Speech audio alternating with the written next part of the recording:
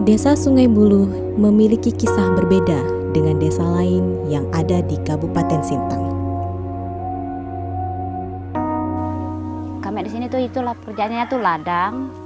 Sekarang nih apalagi kulatnya mulai turun.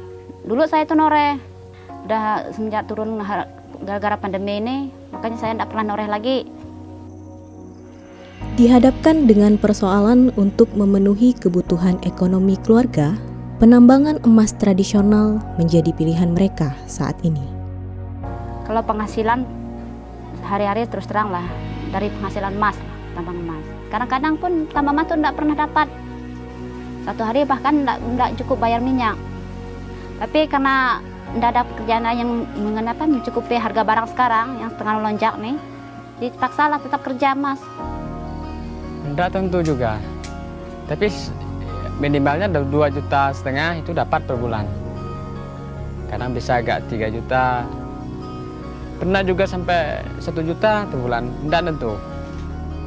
Sebuah pilihan sulit bagi masyarakat desa Sungai Buluh tentunya, karena di sisi lain mereka memahami adanya jasa lingkungan dalam memenuhi kebutuhan pasokan energi listrik dan air bersih yang menjadi kebutuhan dasar bagi mereka.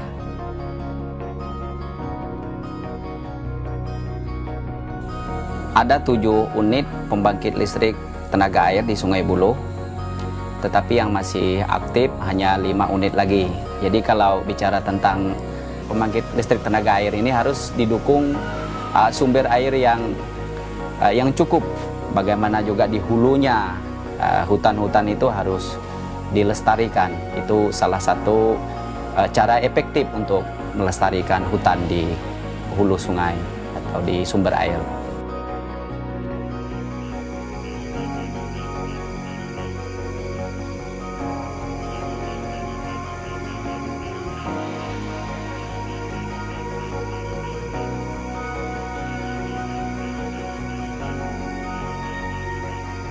Selain jasa lingkungan, Desa Sungai Buluh juga memiliki potensi hasil hutan bukan kayu berupa rotan yang menjadi bahan baku untuk membuat produk kerajinan.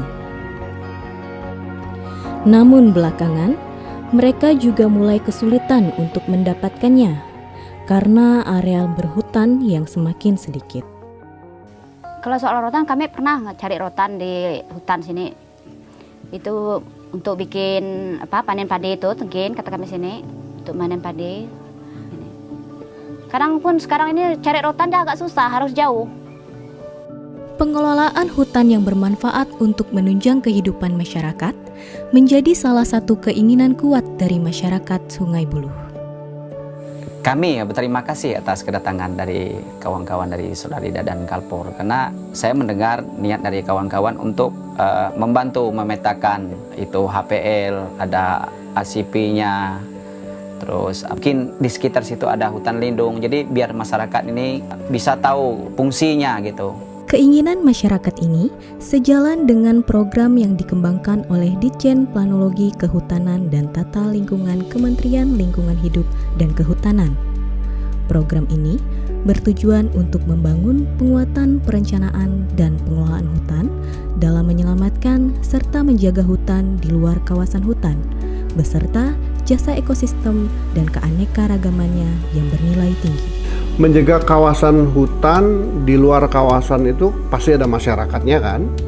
Nah kalau kita lihat SDGs itu ada 17 target.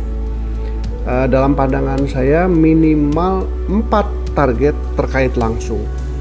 Yang pertama tentang penyediaan air bersih yang affordable. Terus yang kedua clean energy, hydropower dan sebagainya. Yang ketiga life on land, sumber daya nabati, biodiversity, semua asalnya dari hutan. Kemudian yang keempat itu terkait climate change, menanggulangi bencana karena perubahan iklim. Ya hutan antara lain. Jadi ya menjaga hutan adalah melaksanakan SDGs.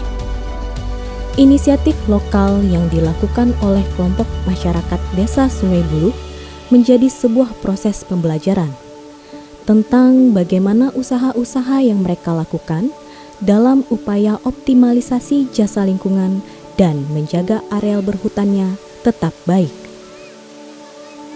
Ya aku maunya dijagalah supaya untuk anak cucu kami yang akan datang tuh ada. Dia tahu ini keadaan hutan. Ini sesungguhnya hutan yang terjaga gitu.